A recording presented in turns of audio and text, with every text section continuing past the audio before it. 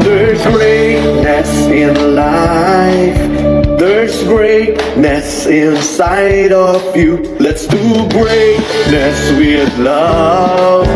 Unleash it in the greatness of His love.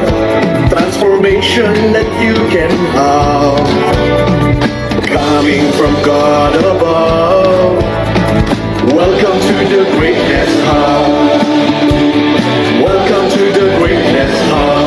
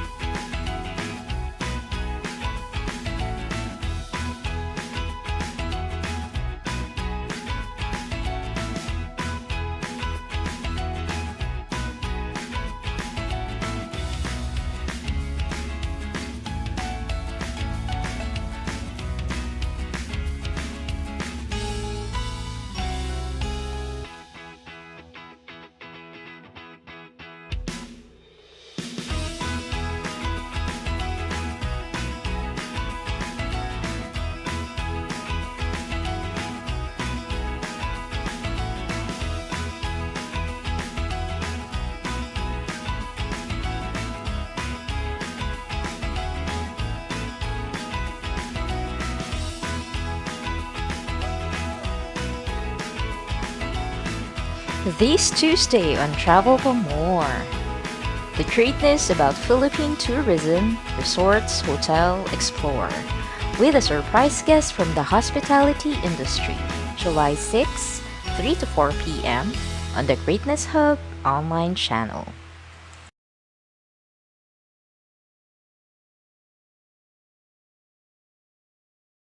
Hello mga ka-travels, magandang hapon, Luzon, Visayas, Mindanao. And to those who are watching from overseas, good morning, good afternoon, or good evening, depending on your situation.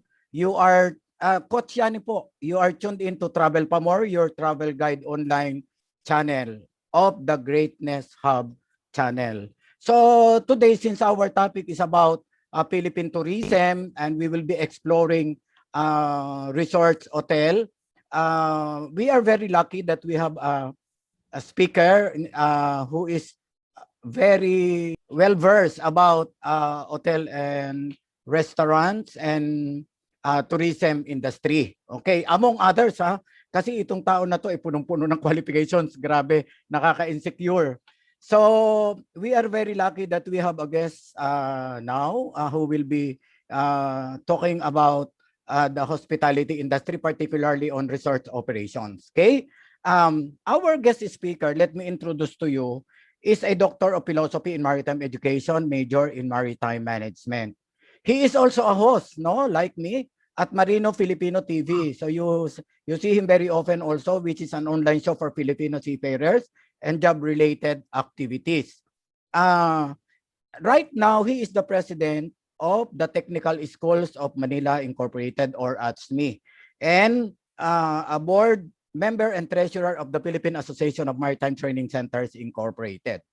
The highlight of his qualification is about being a resort owner and manager of Bohol Coconut Palms Resort in Baclayon, Bohol. So ladies and gentlemen, please join me in welcoming Dr. Glenn Mark Blasquez. Hi! Hi, Doc Yami. Yanni, Yes, good afternoon. And to all the viewers po ng Travel Pa More, pleasant afternoon to everyone sa mga OFWs around the world and to all the viewers, Luzon, Visayas, Mindanao. Magandang tanghali po. Ay, hapon pala, no? hapon And I na. hope, Doc Glenn, I will call you Doc Glenn, ha? yes po. I am very lucky and pinapaunlakan mo itong invitation na to. Sa kabila ng lahat na, naku, hindi ko malaman kung saan na tayo kumukuha ng ating oras na sa ating pagka-busy. Diyos ko, bukod, before the pandemic, bukod sa eroplano, where are you? Oo, yes, syempre, Doc Grabe, Yanni, merong nagtanong sa akin. ikaw pa. Oo, syempre, ikaw merong pa. nagsabi Dapat sa akin, talagang Doc Yanni, nasaan ka ba ngayon bukod sa eroplano? Where else? Grabe ang ginawa sa atin ng pandemic. Pero anyway, natutuwa naman ako, Doc Glenn, kasi sa kabila ng lahat ay meron pa rin tayong mga nagagawa, and positively looking at our skills and talents, nakakapag-share pa rin tayo to make people's lives great, di ba? So in this time of pandemic, it's very timely na hala, nakita kita sa na online, sabi ko, nako, itong tao na to maraming alam tungkol sa tourism, and it is very timely na yung topic ko ay about Philippine tourism. And as a resort owner, alam ko na marami kang ma-share sa ating mga viewers about the greatness of the Filipinos and probably some foreign nationals na makatutulong. Before we start, Doc Glenn, can you introduce yourself? What have you been doing nowadays? It has been parang more than a year na tayong hindi nagkita, di ba? I think so, because mahigit 1 year na ang pandemic. Since the pandemic, hindi na tayo nagkita. But I see you always online. I see you on screen. My God, hindi na kita maabot. Ikaw na, panalo ka na. Okay, so can you tell me something about yourself first? Yes, Doc Yanni, right now, medyo busy tayo dahil online ng mga lahat naman is more on online nga yung mga ginagawa natin. Dahil iniiwasan po talaga natin right now yung paglabas-labas. Delikado talaga yung COVID. Even though naka-vaccinated tayo, talagang napakahirap. Correct. Oo. So, ngayon po, nag-host din. And aside from that, may mga meetings tayo. Lahat, kung possible, online po. At That's correct. binabawasan ko yung paglabas-labas dahil nakakatakot pa rin. Anyway, about myself, related na lang po sa topic natin, no? About sa travel and resort. So we had a resort. It was established last mga year 2008. Nag-grand medyo opening matagal-tagal na. Oo. Year 2008, Doc Yanni, sa Baclayon, Bohol. So it's like near lang po sa Baclayon Church and along the highway. So yun po, even though I had no experience or I'm not a graduate po ng HRM, wala akong totally background ng hotels and even though kahit sa mga restaurants. So isa sa mga challenges ko yun that time na nagtayo ng resort, ako yung naging manager since ako yung owner, ako nag-recruit ng mga staff, cook, and everything. So talagang ginawa ko, kumuha ko ng magagaling na consultant. Kumuha ako ng consultant from Shangri-La. So, nag-stay siya doon for a month. Nag-train sa mga waiters ko and cooks. Pati yung taste ng mga sauce, pati yung service. Kasi that time, syempre, kahit hindi tayo ganun kalaking resort, talagang ang iniisip ko, kahit 3-star hotel, pero ang service is 5-star hotel. So yun yung target ko na Wow. sa mga staff, lalo na sa mga guests. Oo. So yun yung naging expectations din ng mga guests natin doon, no? Then yun, mayroon kaming pool. Actually later, pwede kong isend sa'yo kung saan makikita yung itsura din ng resort. So may Okay. pool and restaurant. So yun nga Mhm. po ang challenging, no? Kapag may restaurant ka, ang hirap pala. Kasi syempre may mga food na pwedeng mapanis or masira na hindi mo na pwedeng gamitin. So That's loss correct. mo na Oo. yun. So sobrang napaka ano pala, talagang kailangan Yan ang inuupuan mga mo siya lalo challenge. na kapag operational yung resort. Even kahit sa pagsagot ng guest, yung mga reklamo.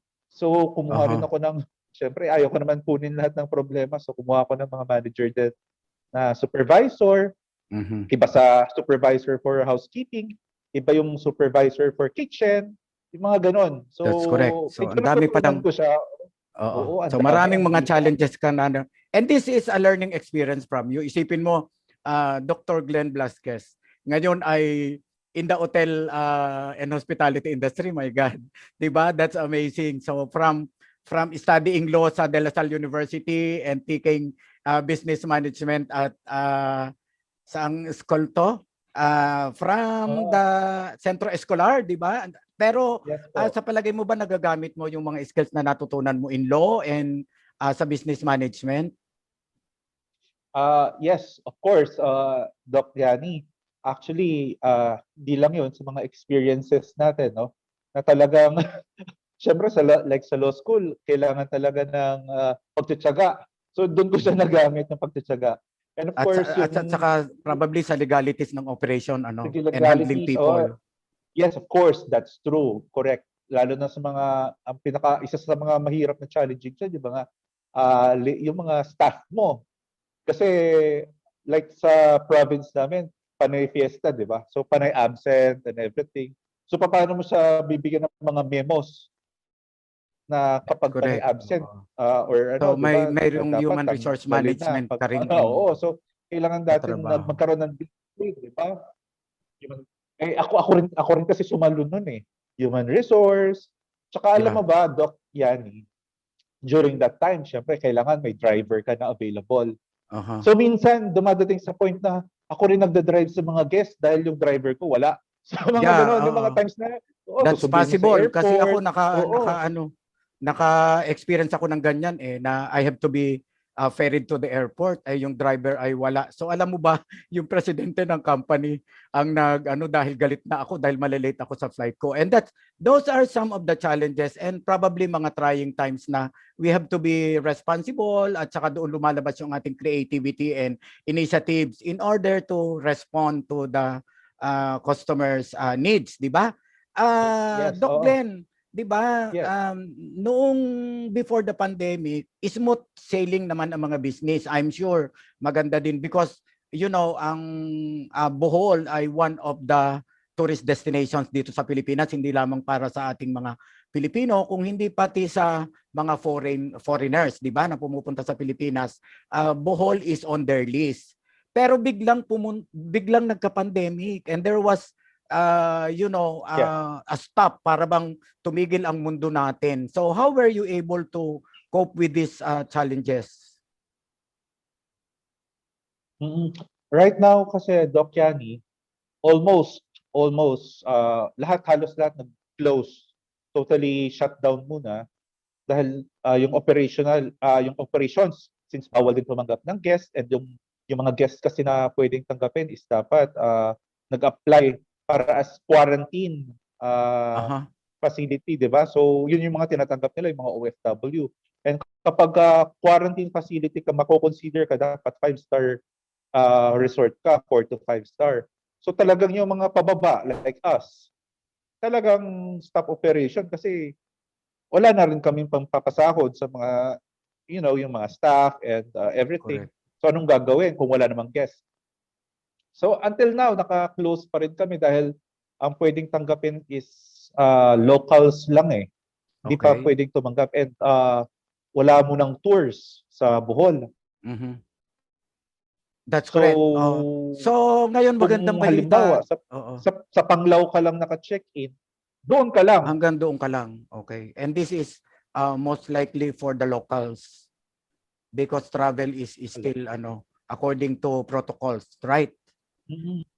Okay, so ngayon magandang balita Yes, kasi oo. nararamdaman ko may mga announcement na ng mga areas na binubuksan. So ngayon ba how do you prepare yourself na you go back to this industry and you are preparing to open very soon, I'm sure, 'di ba? Because the hotel is intended to be serving people for the purpose. So do you have any plans on when you are open, when to open, or how are you going to prepare Oo. for the opening? Oo, siguro parang back to zero ako eh. Kasi Okay. most of our staff talagang nawala na. So magre-recruit na naman and everything. So almost 1 year. Actually, before the pandemic pa lang, nag-shutdown na rin kami dahil hina rin eh. Minsan akala mo na malakas siya, yung mga hotels, pag sa malalaking big time resorts. Pero Okay. sa mga small time kasi, kinakain siya dahil nga sa Bohol, nasa 200 plus resorts na yung nandiyan. So I Okay. think umabot ng 300. And most of the time, dapat may mga contacts ka na for like mga international or foreigner. Pero kapag locals ka lang, 'di ba? Tapos hindi mahirap dahil marami na rin mga tourist destination dito sa Philippines. And honestly, Doc Yanni, kung magtutour ka sa local like Bohol, mas cheaper pa mag-tour sa ibang bansa. Sa ngayon. Oh. Oo. I mean dati, before the Yeah. pandemic Ah, honestly. Oo, mas cheaper in terms of flights, in terms of yung gastos, which is yun yung inaano namin na ba't parang kapag nag-tour ka sa local natin, mas mahal compare sa mag-tour ka sa labas. okay. Yun lang din yung iniisip ko. Maybe because of syempre yung sa dami rin ng hotels and sa food. Ewan ko. Hindi ko alam Doon bakit. sa sinasabi mo, there are about 200 to 300 resorts Hotels hotel in in Bohol. Bohol. Meron ba kayong like association that would address concerns ng members or etc.? Or do you belong here? Yes, yes, yes. Of course, yung Bohol Association of Resorts and yung bar, ang tawag doon is, at saka yung Bohol Chamber of Commerce. Okay. So, almost mga hotel and restaurants, gano'n. But the thing is, yun nga, Lahat kayo ay siguro, apektado. oo, Oo. at saka mostly, Doc Yani, minsan kasi, halimbawa, like locals, like us, halimbawa, nakarating ka na one time sa Bohol, parang Yeah, ayaw mo na rin I've bumalik. been there in Oo, Panglao. yes, yes. Oo, parang I've ikaw, di seen ba, parang actually the Baclayon Church eh. Baclayon So Church, oh. you're doon pala ang iyong place. O unahan lang, Oo. Doc Yani. And sometimes, syempre, yung mga ibang guests, like, halimbawa ikaw, kung nakapunta ka na, minsan, consider mo na rin na, or to check other destination kung nakapunta ka na dun sa Bohol. Oo. And So are you saying na hindi siya worth coming back or something? hindi. Hindi naman. I'm trying to say, I'm trying to say, Doc Yani, is siguro dapat mag-ano pa ng ibang options. Like, hindi lang Lobok or yung usual tours. Aha. Siguro, ang suggestion ko dun is dapat mag-develop ng new destination for tourism, develop some activities Mhm. na dapat may bago, something new. Para kapag bumalik yung bisita, ay, bago yan, parang gusto kong puntahan. So, yun Correct. yung nangyayari ngayon. Actually, ngayon, Doc Yani, may whale watching na rin tayo sa Bohol. Dati kasi, Wow. Yan, hindi ko pa yan na-experience. So probably oo, I'll get into it. sa Cebu Kahit lang yun eh. kahit na marami Oo, akong travels, hindi ko pa yun na-experience and that's another grabe challenge, na. di Oo. ba? Oo, at saka maganda Doc Yani kasi like in our resort, dati kasi pumunta akong Cebu, it's like from the city, kailangan kong bumiyahe ng 3 o'clock AM. Tapos darating ako doon ng 7 AM. So it's like 5 hours to 6 hours yung biyahe para lang Okay. makarating sa Uslob. Pero here sa Bohol, like sa resort namin, 15 minutes lang nandun ka na sa whale watching. Then Ah, 20 minutes ka so sa that's your loob ng province. advantage. Di siguro kailangan Yes, oo, I'm in maybe the middle of you can everywhere. enhance Oo, that program, di ba? Na yes, ma-add yes. on yun sa iyong mga attractions and invite more of the tourists, whether it is local or foreign. Okay, Foreign, oo. anyway, tayo, Doc Glenn, ay napipinto na sa pagbubukas talaga ng turismo. Ang dami na ng announcement. The Department of Tourism had already announced that we are slowly opening tourism. Okay? So, in that case, because your experience gives you more courage and strength to sustain the business. So, do you have any advice na for operators like you, even the tourists and the people in the communities on how they travel or they intend to go to Bohol? Meron ka bang pwedeng ma-advise sa kanila that would make their travel enjoyable and more meaningful, worth remembering? Oo. Yes, right now during pandemic, Doc Yanni, so they need to register muna, no, sa LGU. Kasi Mhm. as bisita or ano, kasi right now, Doc Yanni, Panglao pa lang yung pwedeng mag-open for guests. Okay. Oo, so kung halimbawa naka-check-in ka sa Panglao, doon ka lang. Hindi ka Mhm. pwedeng lumabas outside Panglao right now. Kasi nga Mhm. dahil actually like sa Bohol, medyo isa sa mga provinces na tumaas yung spike ng ano tawag dito, COVID. Right now, nasa Okay. 1,600 sila ngayon eh. So, Ganun ba? oo, Okay. oo. Kaya medyo naging strict yung mga protocols and talagang isa sa mga priorities na binibigyan ng vaccines dahil nga sa mabilis na hawahan. So, Aha. yun po. And of course, yung sana may vaccines na, no? Uh, para at least kahit papaano maging maano yung makamit natin yung herd immunity. Yun nga po. Sad to say, ganun yung nangyayari ngayon sa Bohol. But Mhm. sooner or later, ipopromote natin yan pag once na talagang below 50 na yung nagkakaroon ng COVID or O yung mga mag-zero cases in na tayo and then zero. ibig Oo. sabihin you are still very positive that the tourism industry will still flourish and there is still hope for this industry. Yes, oo. And right now, yung mga ginagawa ng mga resorts, since yung iba hindi pa operational, is talagang it's either nagre-renovate para at least pag dumating na yung right time, talagang naayos na rin yung mga resorts nila. Okay. So in other words, still because people alam mo naman is by nature nomadic lalo na sa mga Pilipino tayo din if we are equally wanting to travel together with the foreigner. So syempre hindi mawawala ito. Lalo na after the pandemic, I'm sure people would like to go out and they can choose Bohol as their destination other than other parts of the Philippines. So Doc Yes. Glenn, do you have still something to say about tourism industry in the Philippines in general? In general, promote ko muna Doc Yanni yung Bohol, Yeah, no? okay. Sige, go Yung ahead, go Bohol, ahead. That's right. ng Bohol, like isa sa mga diving spot po sa buong mundo, isa sa pinakamagandang diving spot ang Bohol in Balikasag.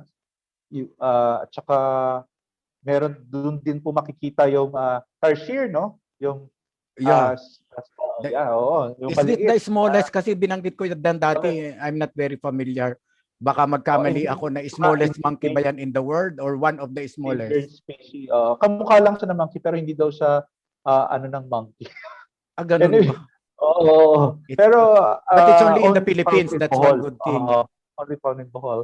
And of course, may mga tourist attraction na tayo tulad po ng yun nga po, yung whale watching.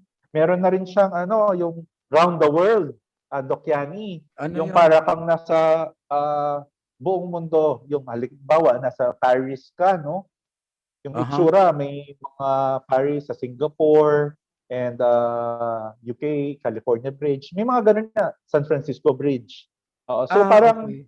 yung Parang Windows parang, of the World, something like that. oh, something In like that. Shenzhen. Na Okay. parang Wow, naiikot mo yung wow. mga, That's another wow, huh? yes. Maganda, malaki siya, malaki. And actually, nabisita ko siya before the pandemic, pero hindi pa tapos. Pero maganda. For And this where do you find this in Bohol? Instagrammable. Yes, of course. Oo. 20 Ah, minutes from the resort. Oo. okay, very good. So, So pwede mong lahat, maging ano yan, side trip ng guest mo. So of course, you oo. can organize tour packages also that would include that. Yes. How do you call it? Ah, round the world yung tawag dun eh. Round the Round the world. world. Okay. Oo. Very good Then, ha. Ngayon ko lang nalaman yun na that's another learning from you. oo. Oo. And of course, yun nga po, right now, gumaganda na, no? Nagde-develop na ng mga ibang tourist destinations. And yung mga, before the pandemic, Doc Yanni, maraming ng mga direct talaga ha, yung mga barko, like mga cruise lines, Okay. international ha, nandun, diretso na sa Bohol. So nakikita ko minsan, natatanaw ko yung mga cruise na barko, diretso yung mga guests bumababa na doon, pinipick up na lang ng Very close nice. life. Kasi nung pumunta ako diyan sa Bohol, yung first punta ko ay naka-plane, pero the next time 2 beses pala akong napunta. And nagbarko ako from Cebu. That's another thing, di ba? Because if people go to Cebu, we can, as an add-on to them, they can have a side trip to Bohol. And one last thing, Doc Yanni, we already opened the Panglao International Airport. Ang world-class to, Doc Yanni, which is So that's aside from nakaka-accommodate. Tagbilaran. Yung Tagbilaran is nagsarado na. Kasi dati, remember, Doc Yanni, pag Tagbilaran ng flight, diretso break eh. Kasi nga maikli yung line, yung airport lane. Pero ngayon, sobrang haba naman, sobrang laki ng Panglao that's good International. news, ha? Then, That's may international siya kasi may direct flight from Korea, China. So, ganun na kaganda yung Bohol ngayon. Very good. That's a very good news for the travelers, okay, and the tourists. Okay, Doc Glenn, at this point, alam mo, natutuwa naman ako na pinagbigyan mo yung invitation ko. It has been very informative at maganda yung, siguro, I can invite you again for another industry later. Kasi hindi ko nga malaman, punong-puno ka ng ng industry parang ako din. Okay, so all around. Yeah, so thank you very much for joining us. Do you have any parting words for our viewers?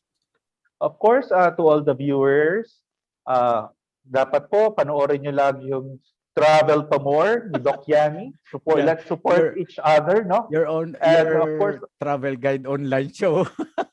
Yes. Actually, itong show na to used to be 10 to 11, pero starting July magiging 3 to 4 p.m. na to kasi nagkaroon nito ng conflict sa aking other commitments. Wow. Congratulations, Doc Yanni. And of course, you so much. All the viewers, Doc Yanni, please support local.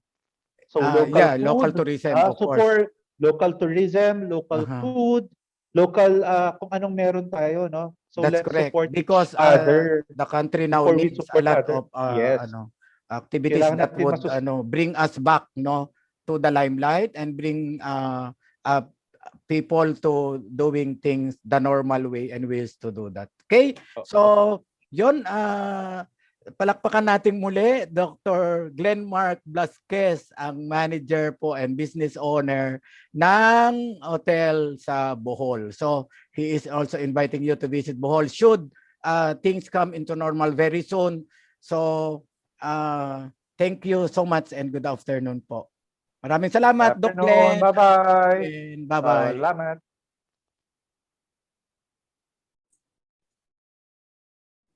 So there you are, ladies and gentlemen. Nasaksihan po natin ang ating interview with Dr. Glenn Mark Blasquez, the business owner and manager of Bohol Coconut Palms Resort in Baclayon, Bohol. So once again, Dr. Glenn, thank you so much for sharing your experiences. And I'm sure that there will be lots of learnings from what we have discussed together. Okay, so mga ka-travels, let's continue. And to start with the next discussion, I would like to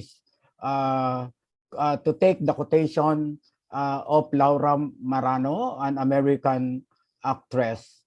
So she said that chilling out on bed in your hotel room watching television while wearing your own pajamas is sometimes the best part of the vacation.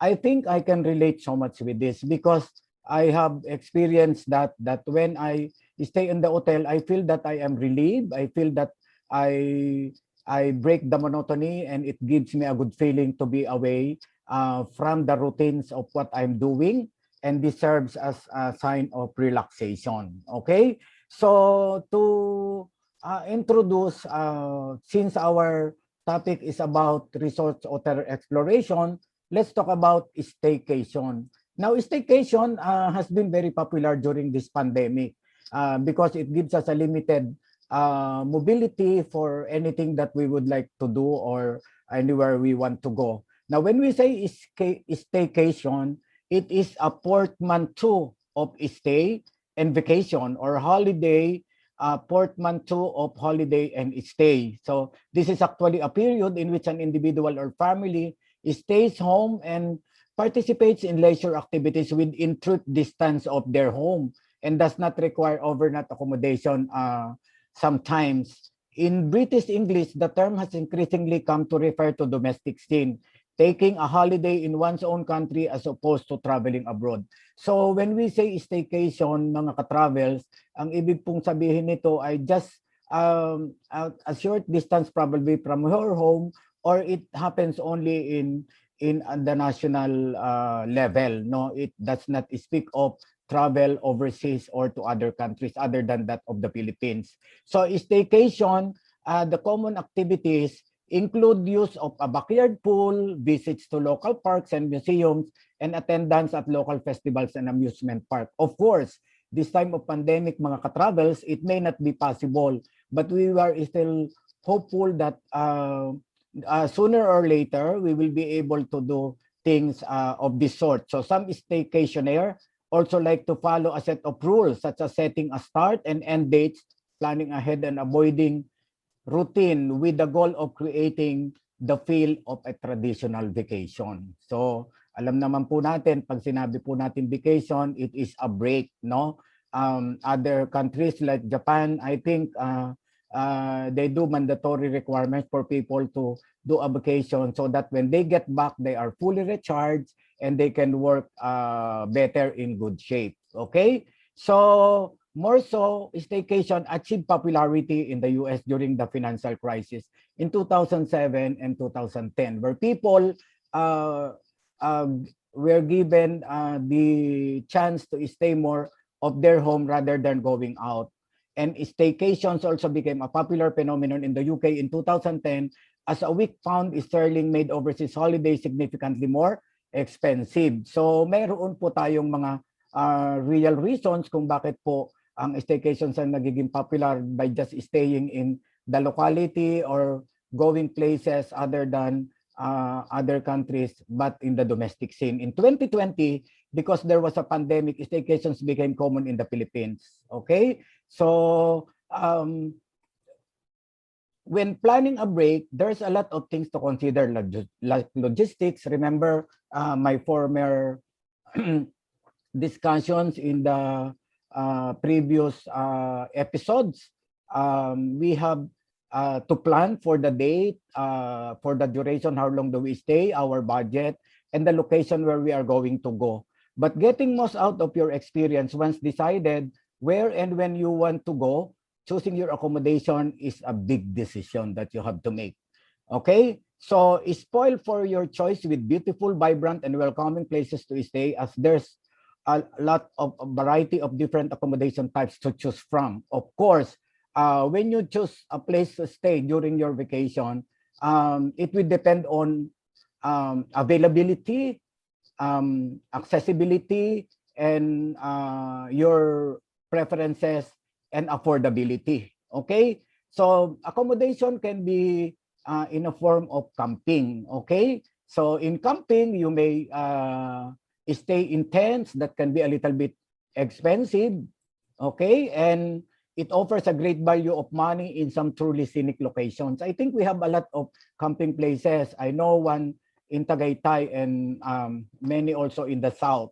This is while allowing you to have a freeing, adventurous outdoor experience. So when you say when you stay in camps, that means that you are more of the activities and focus on the things that you can do other than staying or say a place to sleep. Now, the next one is hostel. Now, the hostel is very popular. Sometimes it is termed as guest house.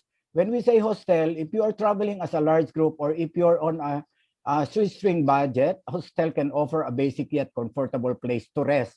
And sometimes they have dormitories, or people can stay in one room even if there are quite a number of members in the group. Now, some countries, they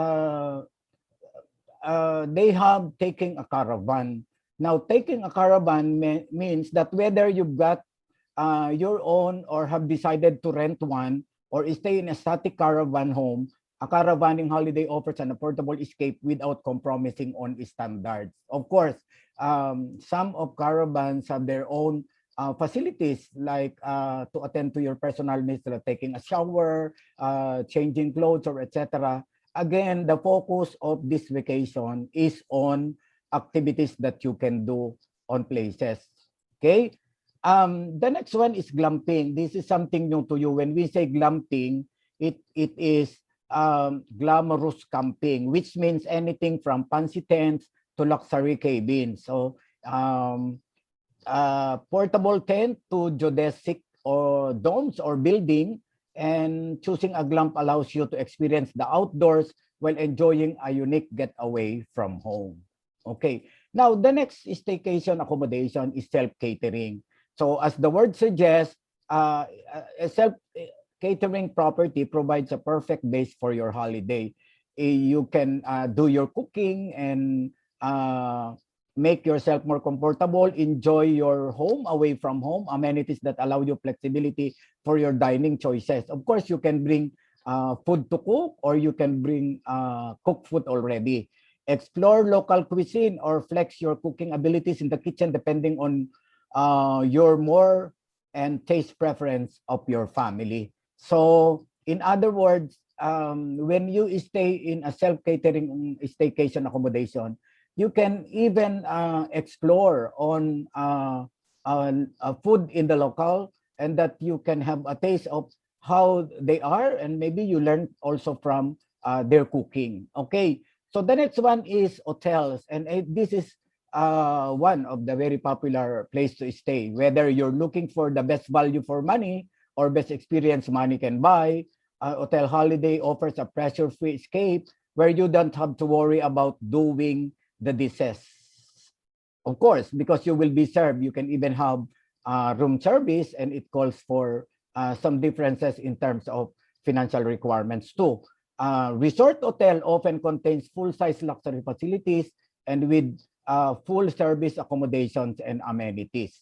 Okay, these hotels may attract both business, conferences, and vacationing tourists and other more than convenient place to stay. Okay, so in the Philippines, because we're talking about Philippine tourism, so the Department of Tourism is one of the local tourism industry in prioritizing health and safety of travelers. Especially this pandemic, while travel is still possible, there are still, again, may I say that there are restrictions, the quarantine thing, the hotel that you have to stay should be accredited as a place to stay, and by the Department of Tourism, by the Department of Health, and of course, the IATF. In support of this advocacy, protocols will be constantly improved to ensure that stakeholder communities and workers in the Philippines can rely on tourism to resume their livelihood, safety, once travel restrictions are eased. Okay, so we're looking forward that tourism actually will be 100% open, while as of now, tourism is slowly opening up. Okay, so according to the Department of Tourism, however, travelers also have shared responsibilities in the process of keeping tourism in the Philippines safe. And as a person, it is my advocacy that it is not only that keeping yourself safe, but also protecting the the environment. So we have a lot of program for ecotourism. We have a lot of program for environmental safety and preserving the environment so that we will be able to live in an environment that is still very conducive for our children and the next generations to live. So the concept of responsible traveling should no longer be limited to keeping our destinations and attractions clean and preserved. In the new normal, travelers will have a bigger role to play. So the success of health and safety measures will also rely on our cooperation. So that's a friendly reminder from the travelers. Now, let's talk about the different hotel rooms and suites types. Now, of course, I told you that occupying place to stay like hotels will be depending on availability, accessibility, whether it is affordable and comfortable for you in terms of financial requirements. Okay, so number one is the classic studio. Now, as the word suggests, it is an enchanting and intimate space designed with your utmost comfort in mind. So normally at 30 square meters, this stands as the most economically sized unit. So in other words, in terms of hotel rooms, the studio type is the cheapest. No effort has been spared to ensure that every square meter has been fitted with your pleasure in mind, with all creature comforts close within reach. In other words, this is very affordable. You feel the stresses of the day melt away with our design rain shower. Treat yourself with complimentary welcome snacks and refreshments free when you follow on the social media upon check-in. So it is usually made up of one king-size bed. Okay. Now, the next one is indulgence. Now, indulgence is taking business and pleasure to the next level.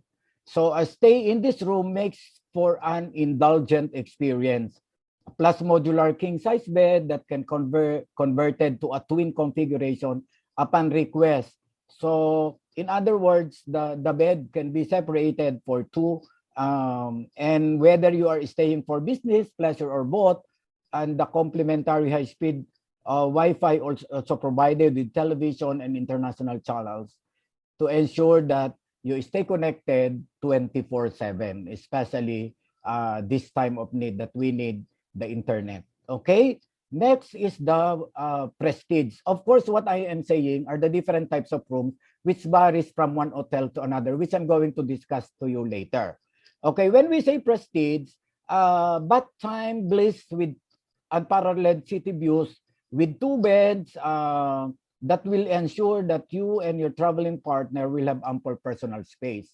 Okay, so bath time becomes an opulent experience with the luxury of select between a grohe rain shower or a bathtub that is strategically placed to face both the smart TV and the dazzling city lights.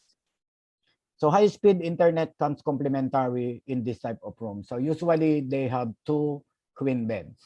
Now, the Executive Prestige King is an expansive space in the heart of Makati. You can find this also in other places. Okay, 40 square meter room space with king size bed in an urban hotel in a luxury only offered to a select few. The option caters to discerning travelers who require a spacious abode for meetings or contemplation. So the bathroom comes with a grohe tower, rain shower, and a built-in bathtub, high-speed internet, smart TV, and etc. And it is made up of one king-size bed. Now, there is such thing as this is the PIP, which is the Executive Prestige Suite. This is an expansive space also in the heart of Makati, and you can find this also in other places. So thank you for the pictures for this facility. So an expansive, so 40 square meter room space in the urban hotel is a luxury offered to a select few. So two double beds decked in the finest seats with to ensure that you and your companion have plenty of personal space and restful night's sleep. So the bathroom comes again with a grohe range shower and built-in bathtub, high-speed internet and smart TV in international channels, complimentary welcome snacks and refreshments This is made up of 2 double beds. Okay, now the premier suite is cook, dine, and live in a 44 square meter of prime city space.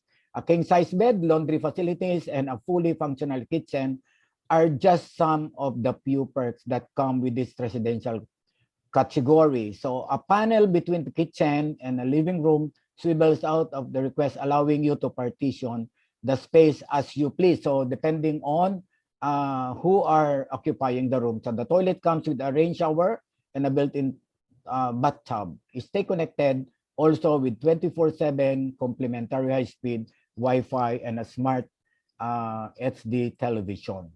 Now, a one-bedroom suite talks about cooking and dining and living in a 57 square meter of prime city space. This is the perfect accommodation option for individuals or couples who love the facilities of the deluxe suite, but would like the flexibility that additional 17 square meter can bring. So the bedroom adjoins the kitchen, living room, laundry, dining space, which makes entertaining a breeze. So a panel between the kitchen and a living room swivels at your request. So allowing you to partition the space, homemade modular for one king size bed. So before we end, I would like to invite you to please watch other shows in this Greatness channel. So mga ka-travels, I have just talked about the different types of rooms and the rooms I should say before I continue. We are talking about rooms according to affordability and comfortability of your stay. Of course, there are lots more to talk about, but I have just told you some of the information which I promise that I am going to share you again in the next. Now, as you have watched my interview with Dr. Glenn, he had shared a lot of information that it is not always happy moments or aha moments. No, there are of course a lot of problems that we encounter, especially in this time of pandemic, where businesses had been closed or because it is slowly opening up. I am very confident that and positive that things will go back to normal sooner or later. So there is still hope. According to him, we have to have some plans of how we start the business again in the hotel, resorts, and hospitality tourism industry.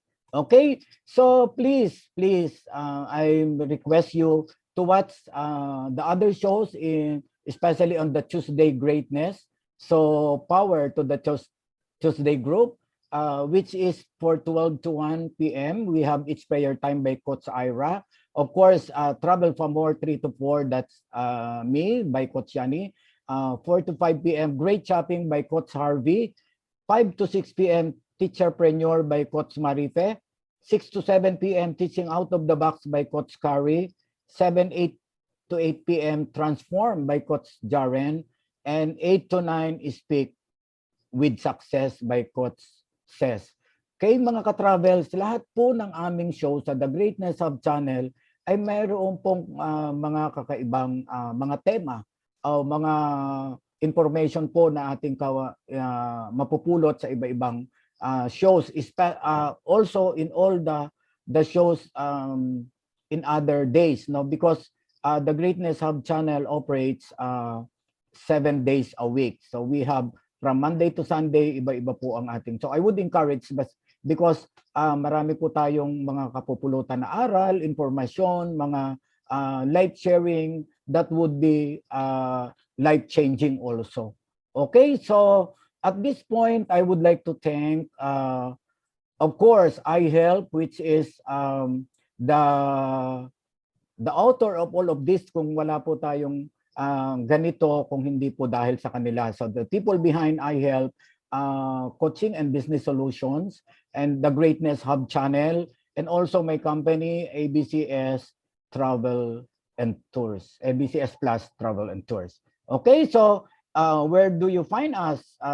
You can send an email to abcsplustravel@gmail.com, or go to our website, http://www.wcatravel.com/abcs plus, or you can contact 0915-501-5637. Okay?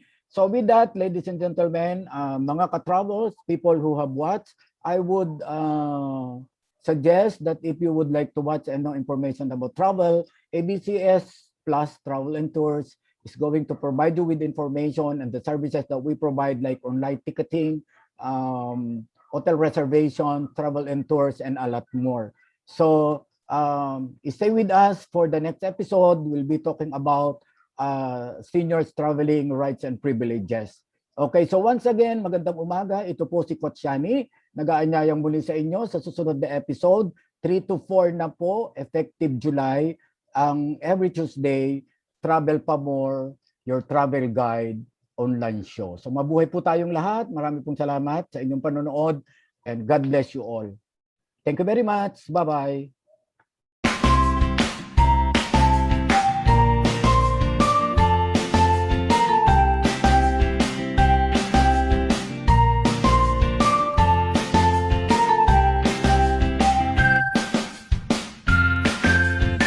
ABCS Plus Travel and Tours, WCA Travel Affiliate, is dedicated to provide affordable, quality, competitive travel and hospitality products and services to every lifestyle-conscious consumer all across the globe.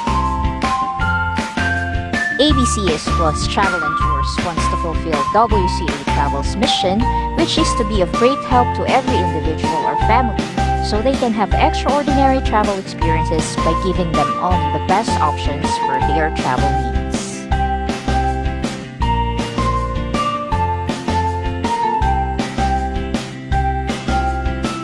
Book with us and enjoy big discounts, awesome promos, and tour packages. ABCS Plus Travel and Tours, at your service for your travel needs. What are you waiting for? Book now. Travel the world. Live the dream. Make a difference.